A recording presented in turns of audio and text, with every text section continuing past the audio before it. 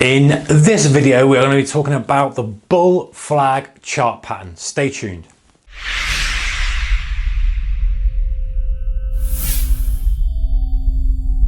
Hey traders, a very warm welcome to you. So in this video, we're going to be talking about one of my favorite chart patterns is the bull flag, bullish flag, bull flag, however you want to call it. This is what it's all about. Let's get into it. So the idea of the flag is it's a rectangle pattern formed at highs after a drive. So we've got this kind of thing, big move up in price, finds a high point, and then sits in a range.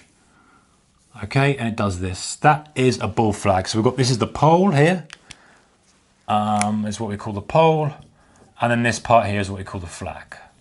So pretty much it was pretty common sense how it gets its name, bull flag. So the theory being is, let's look at it in terms of supply demand, and then most importantly, we're going to look at how we can have some trades from it that have got a good probability of working out for us. So stay tuned to the end of the video for that. Right, good flag, good pole. It means that it's a good drive. And by the way, you can use these on multiple time frames. They work very nicely on a 1 minute chart if you're day trading aggressively, kind of an opening drive trade, you know, bang, the bell goes off, the DAX starts flying off to the upside.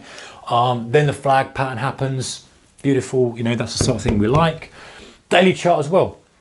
Maybe you've had a catalyst here, earnings or something, good drive up, you know, flag at highs, continuation. Likely you've got to try to quantify your risk on that, you know, and even if you're trading like currencies on a 4 hourly or hourly swing trading, again, you know, the key to this flag, guys, and where a lot of people go wrong with it, is the pole. The pole has got to be a good decent drive. It's got to be a good strength to it. It's got to have not many pullbacks, good volume, good excursion, good unusual move, the better. All those kind of things will give this flag more weighting if it occurs.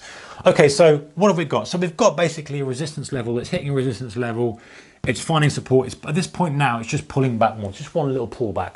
And then it struggles again. It struggles again. You know, it's flat, it's flat. Now this is different from the pennant, which is more of a you know, converging to a point.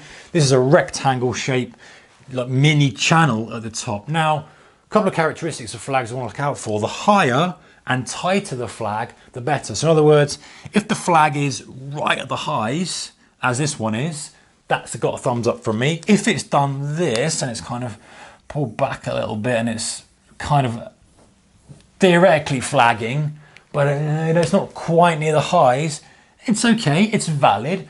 But you can see why it's not as strong, can't you? Because it's not as strong because, you know, sellers are stepping in far sooner than they were here. Now, okay, there might be a reason for that. Maybe, you know, if you imagine an interest rate announcement or something on a currency pair that's caused an unusual spike that maybe isn't realistic, then you could perhaps forgive that. But generally speaking, this is going to be far better than this. You know, the higher flag position, the better. And actually, if we look at the tighter flag position, turn my iPad off, the higher we have and also the tighter we have. So this is preferable to this. Okay, you get the idea. So I like it to be as near as the top as possible, nearest the high as possible, and as narrow as possible, because that indicates that, hey, you know, the width of it is telling you how keen the other side is. You know, the sellers are pretty keen because they've got enough power to drive this thing, you know, reasonably low. I mean, if you look at this in this perspective, we're almost kind of 50% of the move, almost.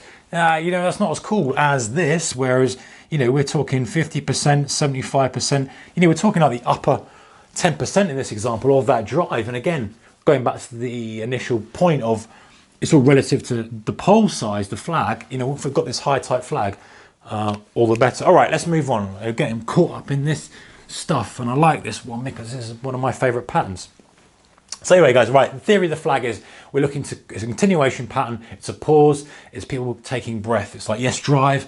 And you think about it from a buyer's perspective, right? Buyers have driven it hard, aggressive, yes, all very good. And now they're backing off. You know, as a buyer, your main objective is to buy your inventory for as cheap as possible, okay? So that's the demand coming, demand.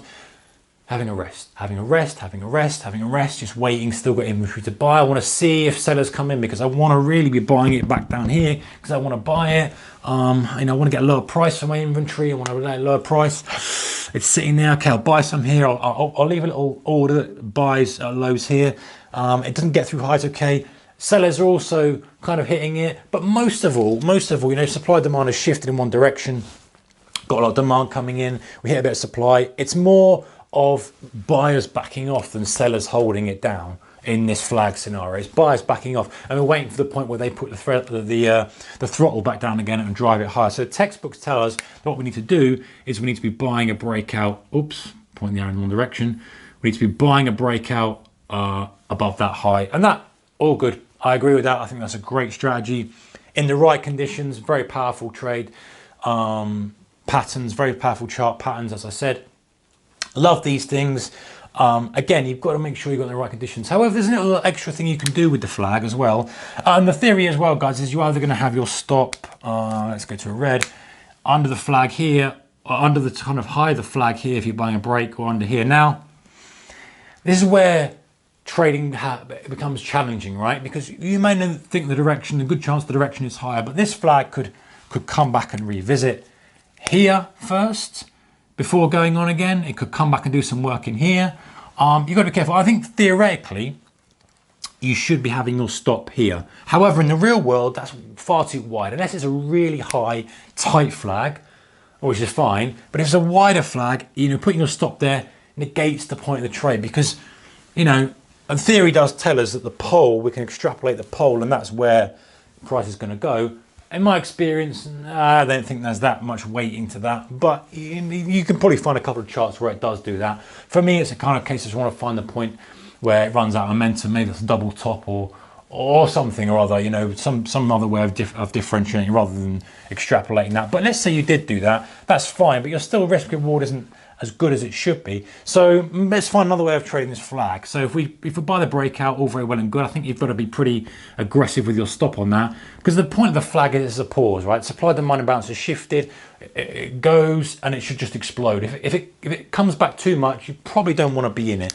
It may still work out, but the whole premise of the trade is this aggression.